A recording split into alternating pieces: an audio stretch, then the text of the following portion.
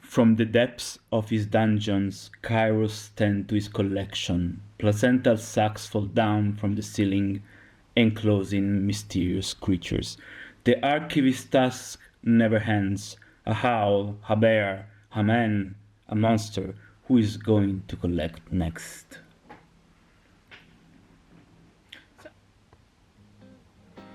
Hi everyone, I hope you're doing great. So I just got back from Askarask Chapter 3. It was an incredible event. I'm very tired of the event, but it's it's a blast. Whenever you go to this gathering, there is like people from all Europe, new faces and old ones. So it's always an incredible experience. And so last week I sent Mike a few things, and he decided to start off this week with Kairos. Kairos, it's a card that won Ed Beer Junior contest, which I'm extremely happy and grateful of it. And so I thought, let's take a moment and talk a little bit about it. And especially, it is presented in a specific way. And it all started actually, a year ago at the first Siege at the Core. So back then I still had my little, piece of paper, authentication letter. And over there I met Heiner from PCG. He's a representative over here in Europe. And, he just, casually mentioned, hey, would you haven't thought about it to do a little authentication, artist authentication slab with us? I was like, why not? It seems like a cool idea.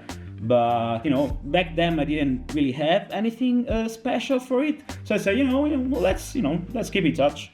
We'll see. And then a year passed by.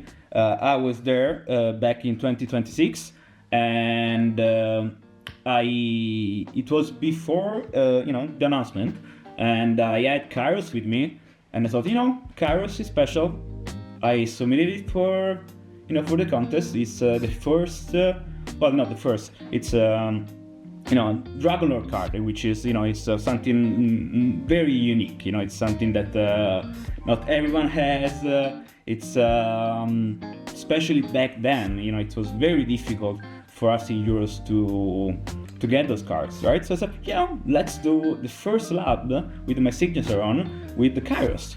So I gave it to him, and we did a few tests of different color, different signatures, different type of information back and both front and back.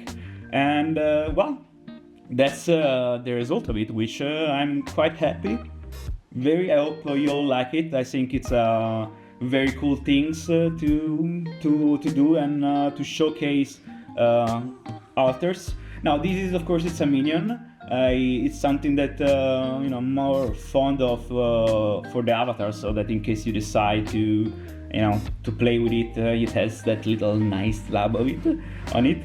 So I hope you enjoy that, and let's take actually a moment to say how the piece came to be.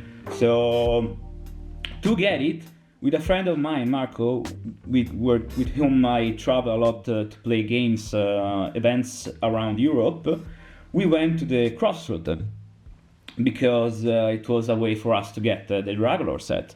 So the event ended like every day. It was ended at 5. So afterward we had a lot of time to kill. So we found a bar and start drifting about Kairos, because the ability is it's something out of this world. And of course both of us being players that like to either do control, combo, or weird shenanigans, started to fantasize. Then of course the reality of being a unique 7 mana, it wasn't the consistent things. You couldn't do what we were dreaming of. So we started thinking,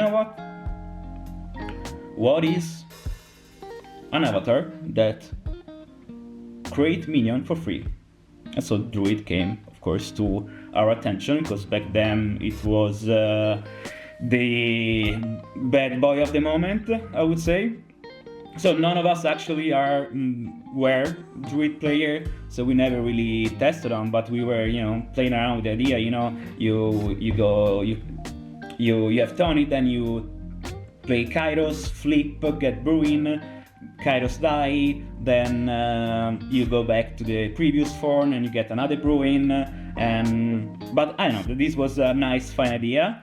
But as I said, we were not Druid players, so that was just what we could call Fanta sorcery. And never tested, never actually checked out with judges if it actually worked that way.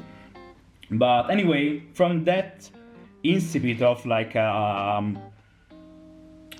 gameplay pattern, I started like an image started to form with this like sort of like placenta sacs falling down from ceiling of a dungeons, right, full of creatures. So like above you would have maybe like the libraries as Ed showed us, and then below just this collection of weird creatures, and of course at the center there were like these sort of like deformed owls and back.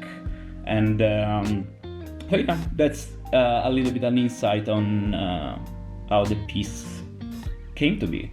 I hope you enjoyed, because I had a lot of fun making it. It was very truly a pleasure making it. It was a fun one.